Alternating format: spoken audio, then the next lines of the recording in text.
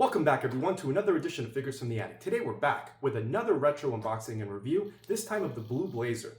This is a figure that I've never had in my collection, and this is a figure that is 1999, so that would be 27 years old. A 27-year-old action figure still in the box. Of course I'm going to open it up. That's something I do with basically all of my figures, so we're going to dive in soon.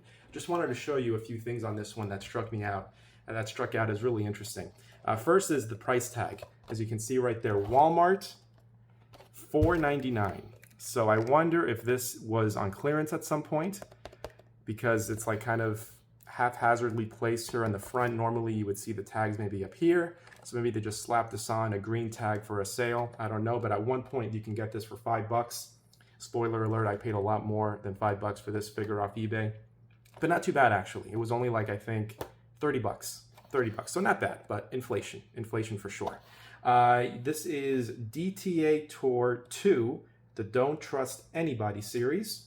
It says includes Whammon Wrench and Blue Blazer Cape. So you do get two accessories with this one.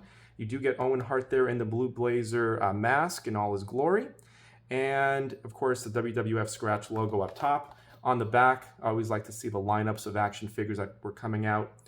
You see the ones here, the bone crunching action figures with the autographs. I had maybe one or two of those, but I never really cared for them. I thought that the autograph kind of threw it off for me, and I couldn't find it necessary. You do get a ring. I think those are smaller size figures, if I'm not mistaken. Let's see. No, it doesn't say anything about it being like the micro ones, so I think it might just be regular ones. And on the other side, you do get the cage and a dumpster, of course. Let's see who else. You get the Rock holding a door. That door was heavy. I remember this door. Some of my figures came with that back in the day, and that door was an awesome accessory. It was like bulky, and it just felt heavy, and like it could do a lot of damage.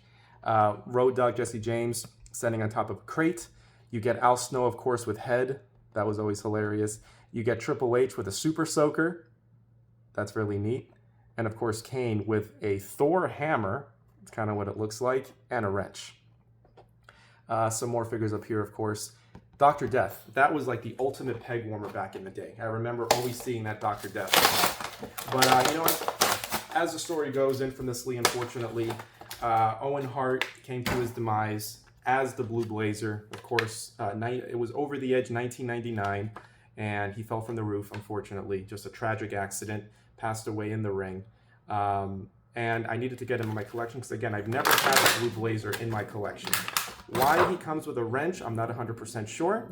Again, I do apologize for the construction here, kind of throwing off the lighting. Will be gone momentarily. But a story about that show, Over the Edge 1999. Back in the day, my dad used to get me basically all the pay-per-views. Should I have been an 8-, 9-year-old watching Attitude Era pay-per-views live on TV? Probably not. But I thank my dad to this day for that, because I'm still a fan here all these years later. But Over the Edge 1999, that was a show that I was watching live, and I would always put a blank cassette tape in my VCR and record all of them. So I do have 1999, that show, the original broadcast version, somewhere in storage, in my storage unit. I still do have that show, unedited, as it aired that day. But here is the way he would have looked in that show as the Blue Blazer. I believe he was going to be in an Intercontinental Championship match against the Godfather, if I'm not mistaken. We'll go ahead and get this cape taken off. We'll kind of see what it looks like underneath. Very nice colors. The mask is very nice as well. It does stand out. It kind of gives me Patriot vibes. Actually, I think it is the Patriot mask. Look at that. On the back it says USA. Of course, Blue Blazer, I don't think his mask said USA. And it does have kind of like those eagle, which would have been gold, on the Patriot mask. And you can even see they just kind of painted the Blue Blazer feathers, whatever you want to call these white things on his eyes, over the mold of the Patriot mask. So that's funny. So they just repurposed a Patriot mask and painted it differently. Oh, you even have stars on top of the head. That is hilarious. They also gave him flesh-colored elbow pads. They were really cutting corners on this one. 2 flesh-colored elbow pads. You do get that Blue Blazer logo in the middle. I like the white and blue boots. but not a lot to it. Not a lot to it.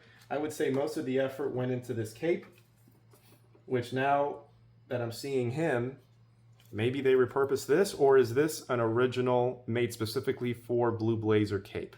I'm not 100% sure, but it is nice. It has these little ties over here that go over the wrists, so it stays in place. It's kind of snug here on the neck to make sure, again, that it stays in place. And it does have a tie, which I'm not going to untie. I'm going to leave that tied as it originally came. And you do get the kind of Trick Williams-esque fuzz going around the border there. But a nice cape for sure. I'm going to go ahead and put that cape back on because it does look better with than without. The wrench, again, not sure why they included a wrench with the Blue Blazer, but it is what it is. Did he have a storyline where he used a wrench against somebody? Off the top of my head, not that I can remember, but it's very possible that he did. But other than that, that is the Blue Blazer. Just kind of looking at the finer details, hilarious that they repurposed a Patriot mask for the Blue Blazer. They couldn't give him his own, unique mask. But that's just kind of what Jakks did back in the day. They would repurpose and reuse a lot of parts, try to get as much profit, for their budget, as much bang for their buck, so to speak. But as an overall score, I can't go any higher than maybe, I do like the colors, I do like the cape, but maybe a 7.1 out of 10. A 7.1 out of 10 for this Blue Blazer, the first ever in my collection. As always, I appreciate you watching, and stay tuned for more.